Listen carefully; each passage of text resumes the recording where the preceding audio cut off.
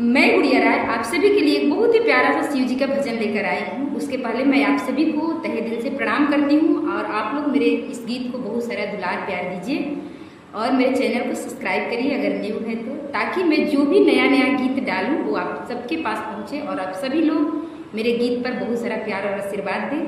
तो चलिए एक प्यारा सा सुंदर सा शिव जी का भजन सुना रही हूँ, आप लोग सुनिए, अपना आशीर्वाद जरूर दीजिएगा इस गुड़िया राय को। तो चलिए सुनते हैं।